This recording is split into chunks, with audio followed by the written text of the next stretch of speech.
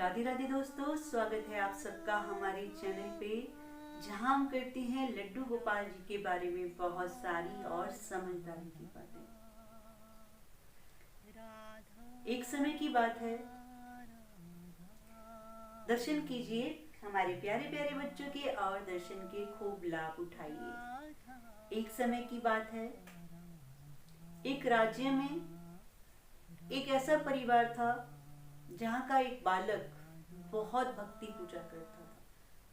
हर वक्त हरि चिंतन, हरि जाप, हरि महिमा, हर वक्त वो प्रभु की महिमा करता था।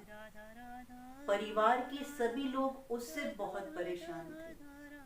हर वक्त उसको ताना कसते, तू निकम्मा है, तू नाकारा है, कैसे चलेगी तेरी जिंदगी, कौन ब्याह करेगा तेरे से, तू धरती पर बोझ है, तू ना होता तो अच्छा होता, ऐसे कैसे चलेगा हमारा घर, पूरे खानदान में तेरे जैसा नालायक बच्चा ही नहीं है कोई, क्या करेगा, हर वक्त भगवान का नाम लेता है, भगवान क्या तुझे रोटी दे देंगे, बिना काम के जिंदगी नहीं चलती।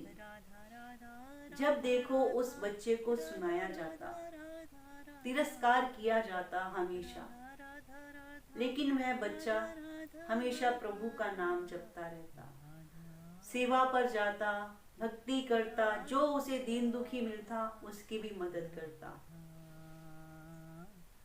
उसके माँ बाप उसकी इस आदत से बहुत परेशान हो गए। उसी नगर का एक राजा था जिसके यहाँ कोई संतान नहीं थी।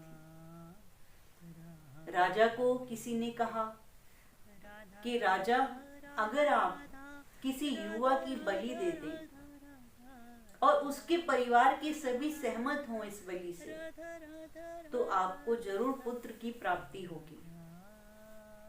राजा ने पूरे नगर में ऐलान करा दिया कि किसी युवा की बलि अगर कोई देगा अपने पुत्र की, तो मैं उसे बहुत सारा धन दूंगा, इतना धन दूंगा कि उसकी 7 पीढ़ियां तक बैठकर खाएंगी।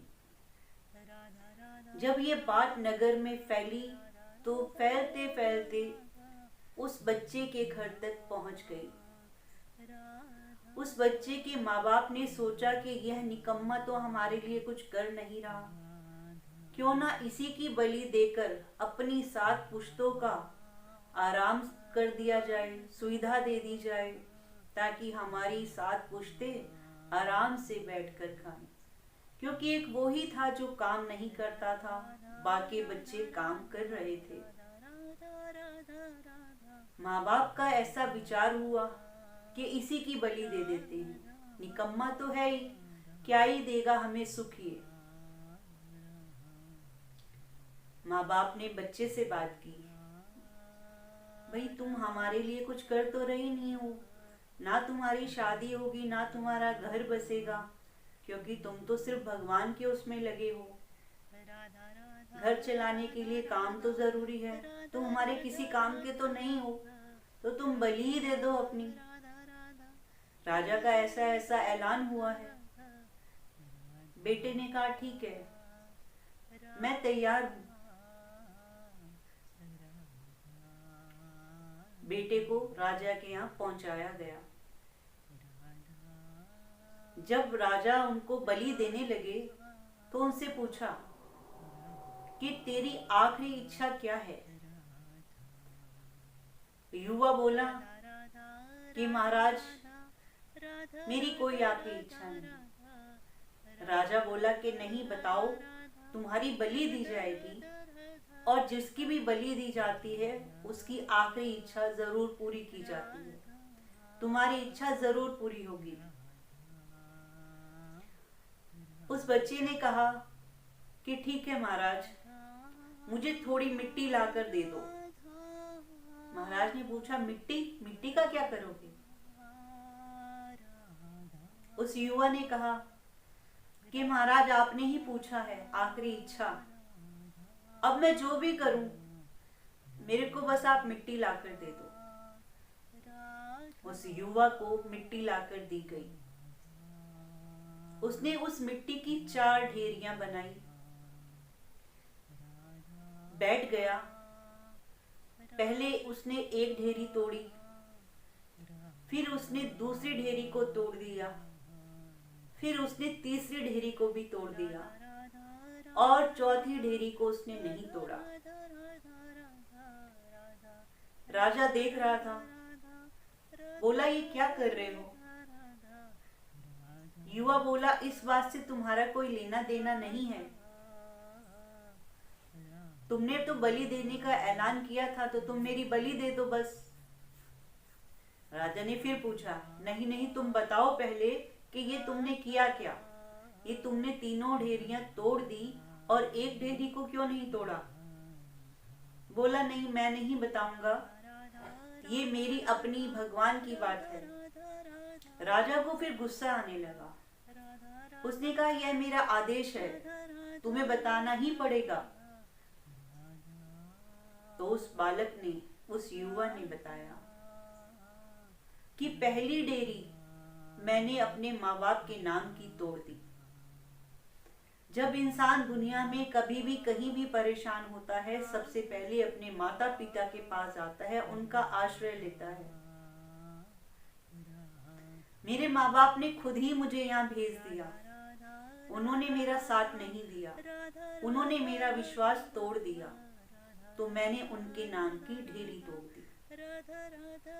दूसरा आश्रय राजा का लेता है इंसान कि कुछ भी हो जाए, मेरा राजा अपनी प्रजा का जरूर ख्याल करेगा, लेकिन आप तो खुद ही मेरी बलि चढ़ाना चाहते हो, तो इसलिए एक ढेरी मैंने आपके नाम की तोड़ दी।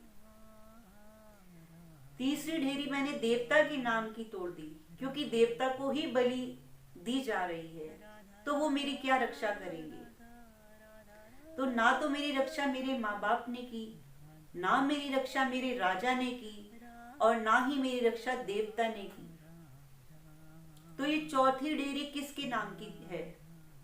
ये चौथी ढेरी मेरे प्रभु, मेरे आराध्य, मेरे कृष्ण के नाम की है, जो पूरी सृष्टि को पाल रहा है, और उस पर मुझे अटूट विश्वास है। दुनिया में कोई भी मेरा साथ दे या ना दे, मेरा प्रभु मेरा साथ हमेशा देगा। उस पर मुझे इतना विश्वास है कि वो जो भी करेगा उसमें मेरा भला ही होगा।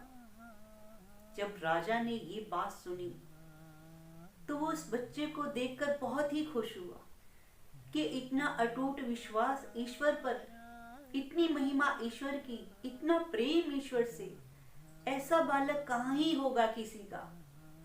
तो वह उस बालक को कहता है कि जिस बालक के लिए मैं ये बलि दे रहा था, अब मुझे उस बालक की जरूरत नहीं। आज से तुम ही मेरे पुत्र हो और तुम ही मेरा राज्य संभालोगे। वैसे भी तुम्हारे माँ बाप के लिए तो तुम मर चुके हो, आज से तुम मेरे महल में ही रहोगे। तो देखिए ईश्वर पर विश्वास करने का फल क्या मिलता है।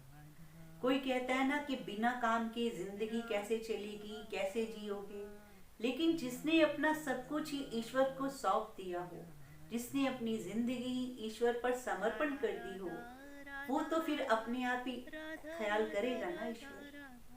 वो तो कण कण में वास करता है, चींटी हाथी सबको खाना दे रहा है। किसके लिए वो नहीं है प्रगट? हम तो व्यवस्था करते हैं ना, कमाते हैं, लाते हैं, खाते हैं। हर जीव जो जहाँ जिस भी कोने में पड़ा है, कोई पानी में पड़ा है, कोई पेड़ों में पड़ा है, कोई जड़ों के अंदर घुसा हुआ है, चींटी कीड़े मकोड़े मकड़ियां, सबको ही उनकी प्रारब्ध के हिसाब से मिल रहा है। प्रभु के राज में कोई भूखा नहीं सोता, वह तो दे ही दे रहा है। समझना आपको है, ईश्वर के रास्ते पर जरूर आगे चलना है और पूरा विश्वास उस पर कर लेना है। इस बात को पूरा मानना है कि ईश्वर जो दे रहा है वो मेरे लिए अच्छा, जो नहीं दे रहा वो मेरे लिए और भी अच्छा। हम क्या मांगते हैं? हम मांगते हैं कि मेरे को इतनी की जॉब लग जाए, मेरा ये काम हो जाए। हम तो छोटी छोटी चीजें मांगते हैं, क्या पता वो हमारे लिए कुबेर का खजाना लेकर बैठा हो, क्योंकि उसकी मर्जी है ना। वो जब चाहे जो चाहे हमें सब कुछ देने में सक्षम है। जिस दिन उसकी कृपा होगी हमारी जिंदगी बन जाएगी। उसकी कृपा के लिए तो हमें उसका संग चाहिए ही होगा, उसकी शरणागति लेनी ही पड़ेगी, उससे प्यार करना ही पड़ेगा, तभी वो अपनी कृपा और अच्छे से करेगा। वैसे तो करता ही है प्रभु, सबका ध्यान पूरी सृष्टि को पालता है। तो प्रभु के लिए हम क्या ही कर सकते हैं। अगर हम कभी भोग लगाते हैं, अगर कभी हम दान देते हैं, तो उसी की चीज उसको देकर कितना गुमान हो जाता है। तो कभी भी किसी चीज का घमंड ना करें और प्रभु से प्यार करें और इस रास्ते पर आगे बढ़ें। सेवा जरूर करें, लड्डू गोपाल को घर लेकर जरूर आएं। तो चलिए मिलेंगे फिर से अगली वीडियो में, तब तक के लिए राधे राधे, जय श्री कृष्णा, जय श्री श्याम।